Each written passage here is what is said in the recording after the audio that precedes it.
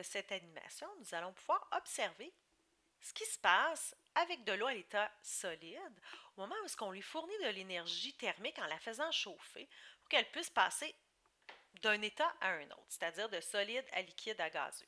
Alors, si on observe ici, on va pouvoir même voir les molécules s'activer, se bouger avec l'animation.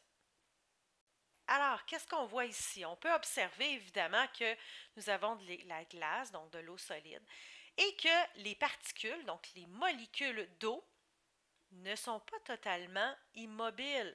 Il y a toujours un mouvement, même à l'état solide des particules. C'est-à-dire qu'elles vont vibrer un peu les unes par rapport aux autres. On voit qu'elles ne bougent pas beaucoup. Pourquoi? Parce qu'il y a de grandes forces qui les attirent les unes par rapport aux autres. C'est pourquoi d'ailleurs, un solide a une forme qui lui est définie. Ça veut dire que la forme ne change pas. Un cube de glace, tant qu'il ne change pas de phase, il va demeurer sous forme de cube. Maintenant, fournissons davantage d'énergie en refaisant chauffer ici la glace. Alors, on lui fournit de l'énergie thermique et plus je vais fournir de l'énergie thermique, c'est ce qui va permettre de briser les liens entre les molécules et qui va leur permettre d'avoir un mouvement un peu plus libre. Alors, c'est ce que ça fait l'énergie quand on leur fournit. Elles peuvent bouger un petit peu plus rapidement. Et j'arrête l'animation. On voit ici que nous sommes qu'à l'état liquide, autour de 10 degrés Celsius, température pièce. On voit que les molécules, oui, elles continuent de vibrer, mais elles peuvent un peu plus glisser les unes par rapport aux autres parce que les forces qui les retiennent entre elles sont très faibles.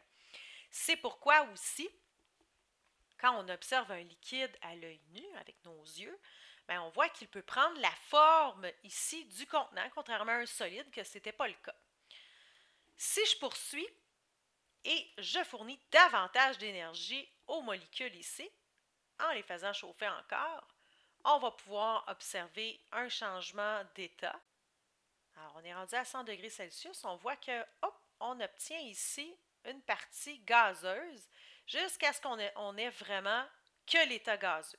J'arrête ici l'animation. Ce que vous avez vu, quand on était déjà à seulement l'état gazeux, on voit que les molécules se mettent à bouger très, très rapidement. Pourquoi? Il n'y a plus aucune force qui les retienne entre elles, ce qui permet aux molécules de bouger très librement. C'est d'ailleurs le fait qu'elles sont si espacées les unes des autres qui permet d'expliquer pourquoi un gaz est invisible à l'œil nu. C'est dû au grand espace comme ça qu'on peut observer entre les molécules.